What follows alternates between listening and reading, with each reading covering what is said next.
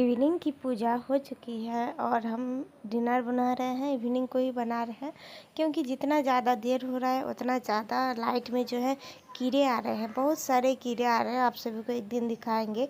और आप सबको ये बताइए जो आपके उधर इस तरह का प्रॉब्लम हो रहा है कि नहीं शाम के टाइम। तो हम लोग बोलते हैं काली पूजा तक ऐसे जो है प्रॉब्लम चलते रहेगा कीड़े मकोड़े का, उसके बाद जो है धीरे धीरे कम हो जाएगा। और यहाँ पर डिनर के लिए हम बना रहे हैं गोभी आलू की सब्ज़ी, फूल गोभी आलू की सब्ज़ी और रोटी बनाएंगे। तो गोभी आलू की सब्ज़ी लगभग बनकर तैयार है और हम टेस्ट भी एक बार देख लिए जो सब कुछ ठीक है कि नहीं। ये तो परफेक्ट बना है, बहुत ही स्वादिष्ट बना है। उसके बाद जो गैस है उसे ओवन वगैरह सब कुछ अच्छे से साफ़ कर लेंगे क्योंकि ये सुबह खाना बनाने के बाद हम गैस साफ़ नहीं किए थे।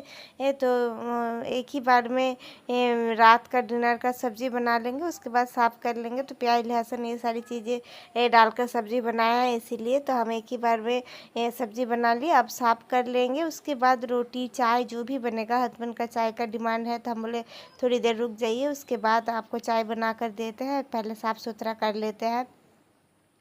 तो साफ़ सुथरा कर लेंगे तो अच्छा लगता है काम करने में। तो हम धीरे धीरे अच्छे से साफ़ कर रहे हैं। साफ़ करने के लिए टाइम लगा था आप सभी को, ये तो कुछ मिनटों में या फिर कुछ सेकंड में दिख जाएगा जो हम साफ़ कर रहे हैं। तो आशा करती हूँ आज का ब्लॉग आप सभी को पसंद आया है। तो आप सभी का स्वागत है ऐसे मुंसम ब्लॉग में। और आप सबको हमारे से जुड़े हैं इसीलिए हम बहुत ही खुश हैं, बहुत ही आनंदित हैं। आशा करती हूँ आप सबको ही हमारे साथ जुड़े रहेंगे, वीडियोस को शेयर और लाइक करते रहेंगे।